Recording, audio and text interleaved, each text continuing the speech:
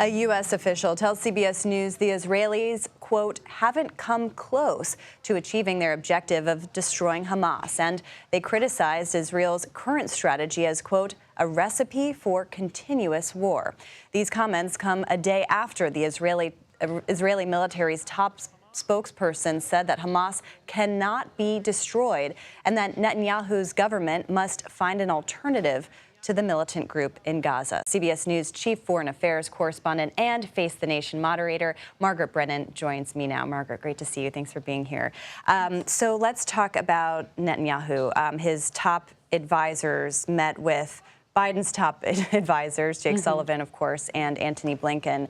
How is the Biden administration assessing all of this? Do they have any indications? Are they giving any indications that an end to this war may be in sight? U.S. officials have been pressing Benjamin Netanyahu for an answer to the question of what comes next since October. And so now you're just hearing that frustration spill out into the public space, not just from U.S. officials, by the way, also from Benny Gantz, member of the War Cabinet, who resigned because he said that the prime minister failed to describe anything other than perpetual war. And he didn't come up with a plan for the day after. The defense minister stood up and said, tell me who's going to run this place, because a military occupation wasn't something that the Israeli military, and you heard the military spokesperson reflect that sentiment as well. That defense minister is expected here in Washington next week. So this frustration really is spilling over, and it matters in terms of the assessment of success. Like, how do you defeat and destroy Hamas? Netanyahu has never directly answered that question in terms of what the Biden administration had been looking for. No specifics of who comes in and runs that gate, who comes in and administers the aid. Do you want a full occupation? Because the far right of his coalition government does argue for that. And if he doesn't want it, then he should say that. But you also have the Secretary of State spinning his wheels, traveling the globe with other Arab leaders, with other world leaders, talking about how to pay for and plan for the 25-mile strip that is Gaza. Yeah, and at the same time, you also have everything going on possibly with Lebanon. I mean, Israel's military has approved a plan for a possible invasion into Lebanon. What exactly are they preparing for? What are the conditions there? And again, I mean, the Biden administration, another example of them trying to ease those tensions, obviously a lot for Antony Blinken. There's extreme concern within the Biden administration right now about where we are in the possibility of this new front really becoming explosive. And this is the showdown that the U.S. had been fearful of, because Hezbollah is really the strongest paramilitary group backed by Iran. They put some of those smaller militias to shame, the ones who attack our service people in Syria and Iraq. Hezbollah has incredible weaponry and has prepared for a war with Israel. Israel has prepared for a war with Hezbollah for years, not like the surprise attack we just saw with Hamas.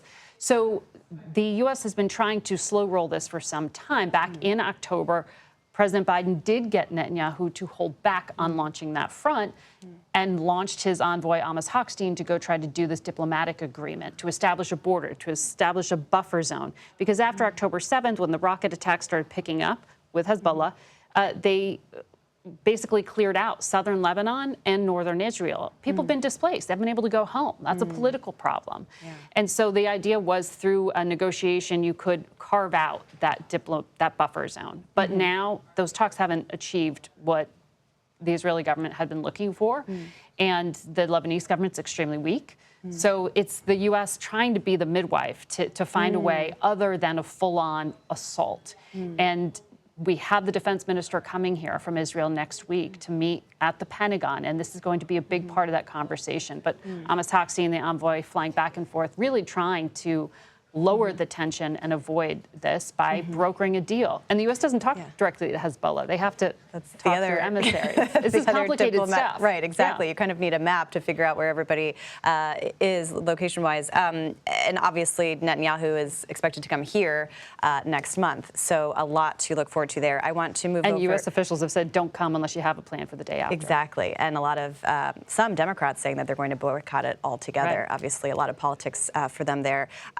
Let's move over to Ukraine, because the U.S. announced today that it's redirecting all of its orders for these Patriot air defense systems to Ukraine.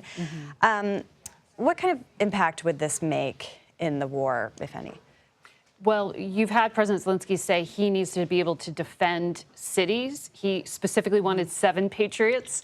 And if you remember at that press conference, he stood next to President Biden, and President Biden said, I'll get you. They're coming. And that they had plans for about 5 at that point. What the U.S. just did, because the U.S. is a supplier to so many countries who buy weapons made here, is say they jump to the front of the line. So they're going to get the things you ordered. We'll make it back to you.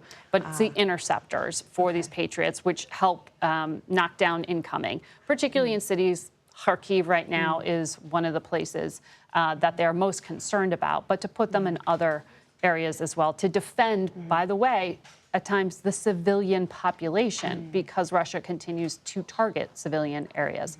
So this is another way, instead of gifting money or weapons, it is saying, here, we'll give you what you need. And they carved out some of the countries and, I should say, customers who don't have to wait. Taiwan, for example, gets to continue to receive these Patriot interceptors because they need them as well with the possible aggression from China. Yeah, a lot to get to. We didn't even get to Putin's tour of Asia. There's a lot going on. There's a lot going on here. So we will look forward to your show coming up on Sunday. Thank you very much, Margaret. We appreciate it.